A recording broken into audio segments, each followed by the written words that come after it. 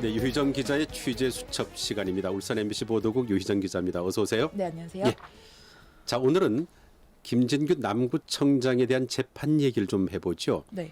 그 이 시간에도 몇 차례 재판에 대해서 어떻게 진행이 되고 있는지 전해드렸습니다마는, 근데 이 재판 자체가 굉장히 길어지고 있다, 그렇게 생각하는 분들이 많이 계실 텐데 네. 아직도 1심 판결조차 안 나왔죠. 네, 그 김진규 남구청장의 경우에 지난해 12월에 기소가 돼서 이제 공판이 진행되고 있으니까 예. 지금 1심 재판만 9달째 진행을 하고 있는 거예요. 생각해 보시면 비슷한 시기에 기소가 됐던 노옥희 울산시 교육감이나 예, 예. 박태환 중구청장에 청장, 대해서는 예. 2심까지 갔고 그렇죠. 심지어 무죄 판결이 확정되기까지 했는데 이제 여기는 1심을 끝나지도 않은 겁니다.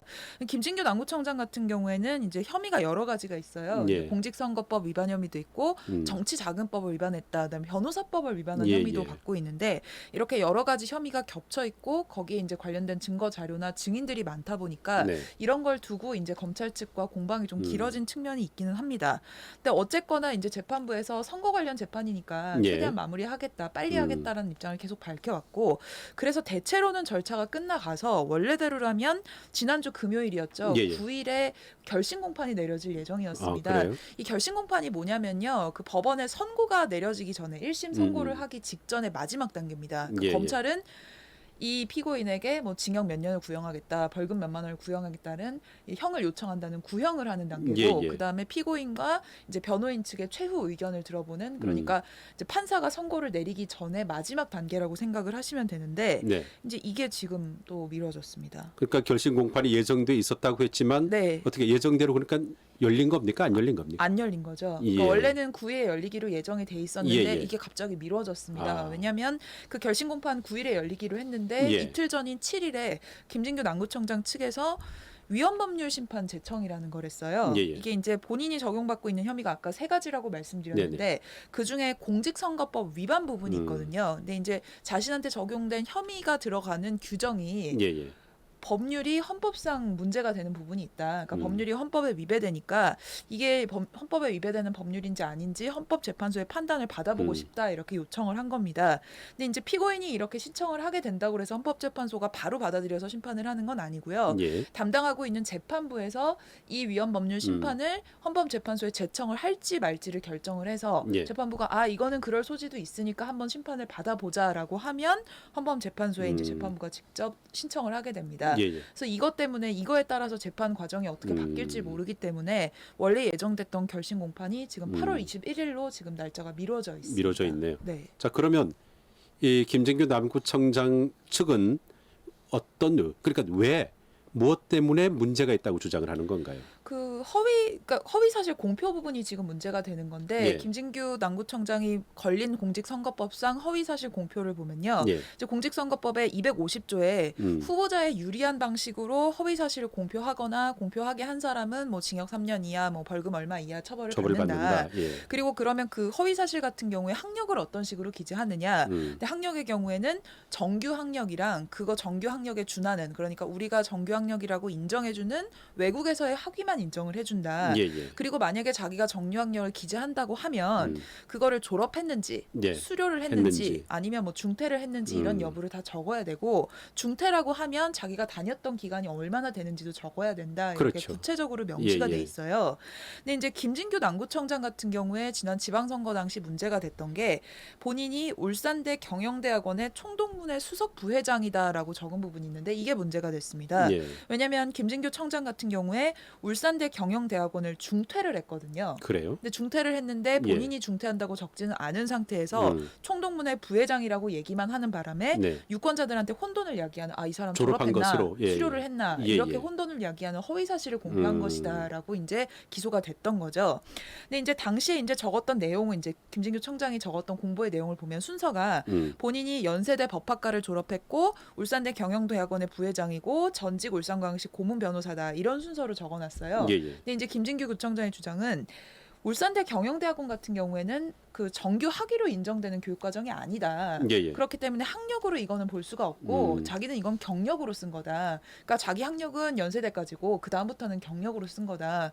그러면 경력을 허위로 적었냐 아니냐를 가지고 판단해야 되는데 학위에 대해서 적용하는 기재 방식을 따르지 않았다는 식으로 해서 자기를 공직선거법 위반이라고 하는 거는 예, 예. 경력에 대해서 학력의 혐의를 적용하는 건 부당한 거 음. 아니냐. 그러니까 이거는 이 공직선거법 부분 중에 위배되는 부분이 있다라고 주장을 하는 겁니다. 그래서 자기는 억울하다. 네, 그렇죠. 예. 어쨌든 뭐 재판을 받는 입장에서는 억울하다고 뭐 주장을 할 수는 있겠습니다만은 또 이걸 곧이곧대로 받아들이는 사람이 별로 없는 것이 또 네. 문제인 것 같고 그렇죠. 또 재판을 일부러 늦추려고 하는 것이 아니냐 네. 그런 이야기들도 지금 많이 나오고 있는데 네. 왜 이런 해석이 나오는 걸까요? 사실 이 위헌법률 심판이 받아들여지든 아니든 간에요. 예. 본인이 울산대학교 경영대학원을 중퇴했는데 중퇴했다고 적지 않고 음. 동문회 수석 부회장이라는 부분만 적었다라는 사실 자체는 변하지 않습니다. 예, 예. 이미 선거 공보나 이런 것들이 확보가 돼 그렇죠. 있으니까요. 근데 이제 위헌법률 심판을 제청하고 만약에 이게 받아들여졌을 때 나타나는 효과는 재판이 더 늦어진다는 겁니다. 이게 김진규 남구청장한테 유리할 수 있다는 거죠. 예, 예. 왜냐하면 이제 아까도 말씀드렸지만 이게 한꺼번에 바로 이제 뭐 결정이 나는 게 아니라 재판부가 헌법재판소에 이제 제청을 해야 되고 그러면 헌법재판소가 판단을 내린 다음에 이제 결정이 내려지는데 예. 이 판단이 내려지는 기간 동안 그러니까 헌법재판소가 이게 위헌인지 아닌지를 판단하는 동안에는 예. 김진규 청장에 대한 모든 재판은 다 중단이 됩니다. 그래요? 왜냐하면 예. 그 자신한테 적용된 혐의가 위헌인지 아닌지가 판단이 내려져야만 저야만 그 또 법을 재판이 가지고 됐으니까. 재판을 예, 할지 예. 말지를 결정하니까요. 그러니까 이게 시간이 굉장히 오래 걸린다는 거죠. 근데 이렇게 그 위헌법률 심판 제청을 할 경우에 판단까지 걸리는 기간이 짧아도 몇 달, 길게는 1년씩 걸리기도 한다고 그래요? 합니다. 그러니까 이미 지금 1심 같은 경우에도 지금 9개월이나 시간이 걸렸는데 예. 이 시점에서 지금 중단돼서 최대 1년의 시간이 더 걸릴 수도 있다는 거죠.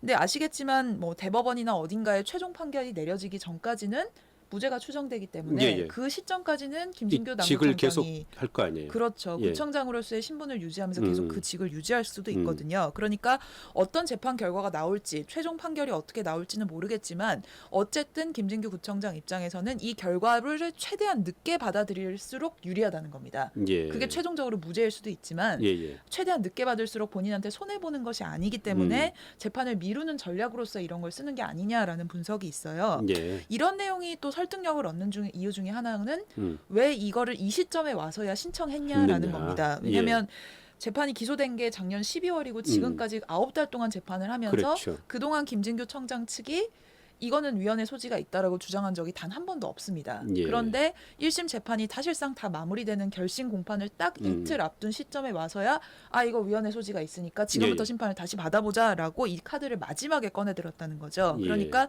위헌 법률 심판 제청으로 확보할 수 있는 시간을 일단 만드는 동시에 그 시간을 최대한 많이 활용하기 위해서 가장 늦은 시점에 미룰 예. 수 있을 때까지 미루다 이 카드를 꺼내든 거 아니냐 이런 식으로 해석하는 좀 시각이 많은 것 그러네요. 같습니다. 그 법률에 대해서 잘 모르는 뭐 저희들 같은 사람들은 네. 이런 것들을 어떻게 활용하는지도 모르겠습니다만은 네. 법률을 아니까 그렇죠. 아는 사람들이니까 예. 이런 것도 하는 것 같고요. 그렇죠. 자 그렇다면 이 신청이 이제 받아들여질지 그게 지금 앞으로 더 중요한 것 아니겠어요? 그렇겠죠. 뭐 재판부가 어떻게 받아들일지는 알 수가 없어요. 예. 근데 이제 또 공교롭게도 이 위헌법률 심판 제청에 대해서 할지 말지를 판단하게 될 재판부가 지금 김진규 청장을 재판하고 있는 재판부입니다. 그래서 예. 이제 결정이 어떤 식으로든 나오기는 할 텐데 물론 판단을 어떻게 할지는 모르겠지만 대체로는 아마도 안 받아들여지지 않을까라고 보는 시각이 조금 더 우세한 우세하다. 것 예, 같습니다. 왜냐하면 이미 비슷한 사례로 울산에서도 이미 여러 차례 재판이 진행된 사례가 있는데다가 울산 바깥에서도 비슷한 경우는 굉장히 많았는데 예, 예. 김진규 청장의 사례처럼 이렇게 정규 학력으로 인정되지 않는 교육 과정에 대해서도 허위 학력 부분을 적용해서 이미 유죄라고 판결을 내린 케이스들이 굉장히 많았더라고요. 그래요? 네. 그럼 뭐 이런 비슷한 판례가 좀 있는 모양이죠? 예, 이건 다른 지역의 사례인데 몇 예, 가지 예. 찾아봤는데요. 2014년에 강원도에서 어떤 대학교에 정경대학원을 수료했다라는 내용을 명함에 적어서 배포했던 후보가 있었습니다. 예. 근데 이제 이 정경대학원이라는 것도 정식 학위가 인정되지 않는 곳이었거든요. 근데 이제 이때도 이 피고인과 변호인이 예. 이거는 정식 학력으로 인정되는 부분이 아니다. 그리고 나는 경력이기 때문에 경력으로 적은 거다. 그러니까 그 허위사실 공표죄 부분에 허위 학력으로 나는 처벌될 수 있는 내용이 아니라고 주장을 했는데 예, 예. 법원에서 이걸 받아들이질 않았습니다. 아. 왜냐하면 이 사람이 이제 이걸 적을 때 본인의 명함에 출신 초등학교, 중학교, 고등학교 적고 바로 그 밑에 정경대학원 수료라고 적은 예, 거예요. 예, 그렇게 예. 되면 본인이 이제 그러니까 비정규 학력이라는 걸 알면서도 명함에 적은 데다가 유권자들 입장에서는 초등학교, 중학교, 고등학교 그다음에 정경대학원 이러니까 학력으로 보일 수 있게끔 오인하게끔 예, 예. 유도를 했다. 아. 그러니까 이건 허위 학력으로 봐야 된다라는 판결을 내린 적이 있었죠. 예, 예. 앞에서 잠깐 말씀드렸지만 김진규 남구청장의 경우에도 연세대학교 법학과를 졸업했다. 그리고 나서 울산대학교 경영대학원 경영대학원을- 총동문회장이다라고 주장을 적기를 했었죠. 그러니까 굉장히 비슷한 사례라고 볼 수가 있을 텐데 그 당시 사례는 이걸 유죄로 인정을 했었고요. 예, 예. 그 외에도 뭐 경영대학원의 전문 경영자 과정이나 음. 최고 경영자 과정 같은 역시 정규 학력으로 인정되지 않는 걸 수료한 다음에 예, 예. 본인이 경영대학원의 특정 지역 총동문회장이라고 기재한 케이스. 예, 예. 그다음에 울산에서 어떤 학교의 사회과학대 최고 경영자 과정을 수료한 다음에 본인이 사회과학대학원의 울산 지역 동문회장을 역임했다 이렇게 예. 주장한 경우가 있었는데 이거 전부 다 유죄로 인정이 되기도 했고 또 공직선거법상 이제 그 당선 무효가 되는 벌금 예, 예. 100만 원 이상의 형을 받은 경우도 많았습니다. 그렇군요. 네. 자, 그러면 이 김진규 지금 남구청장이 신청한 위헌 법률 심판 제청 여기에 대한 그 재판부의 판단 언제쯤 내려질까요? 사실 이 위헌법률 심판 제청 신청에 대한 재판부의 판단이 언제 내려져야 된다는 규정은 없다고 그래요. 예. 그래서 이거에 대해서 판단을 내리지 않은 채로 재판부가 1심 판결을 그대로 강행할 수도 있습니다. 근데 예, 예. 그건 굉장히 극단적인 사례고 아마도 이 재판의 중요도나 뭐 지역 정치권이나 유권자들의 관심 이런 것들을 고려했을 때는 1심 판결이 내려지기 전에 재판부가 어떤 식으로든 이 부분에 대해서 헌법재판소에 신청할지 말지를 결정을 할 거로 보인다. 예, 예. 이런 시각이 대체로는 우세한 것 같습니다. 지금으로서는 그 결심 공판, 그러니까 검찰의 구형이 내려지는 예, 예. 21일 당일에 고지할 가능성이 어. 최대한 높다라는 게 대체적인 의견인 것 같고요. 예, 예. 그거 아니면 하다못해 1심 판결이 내려지는 시점에 1심 판결은 이러하고 그 부분에 대해서는 이렇게 하겠다라고 아마도 결론이 내려지지 않을까 이런 시각들이 많은 것 같아요.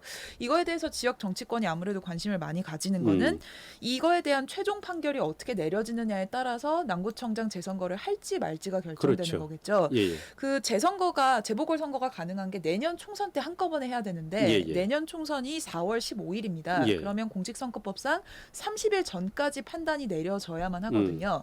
근데 이 최종 판결이라는 건 대법원의 최종 판단까지 가는 케이스입니다. 예, 예. 그게 내년 3월 16일까지 나와야 되는데 이미 지금 8월까지 시간이 와버렸죠. 그러니까 그러네요. 시간이 굉장히 촉박하니까 만약에 이제 이 위헌 법률 심판 제청이 받아들여지게 될 경우 굉장히 재판이 뒤로 미뤄져서 이 재선거 시점을 못 맞추는 상황이 발생할 수도 있다라는 게 지역 정치권의 관측인 것 같고 그러네요. 그래서 이 결과에 굉장히 관심을 지금 곤두세우고 있는 것 있다. 같습니다. 3월 16일까지는 네. 최종 판결이 나와야 되는데 네. 현재를 보기엔 어떻게 이때까지 최종 판결이 나올 것 같아요. 어때요? 그게 어떤 식으로 나올지는 지금의 이번에 위헌 법률 심판 제청이 받아들여지냐 아니냐가 굉장히 중요한 변수일 것 그렇군요. 같습니다. 자, 지금까지 유희정 기자의 취재 수첩이었습니다. 수고했습니다. 네, 감사합니다.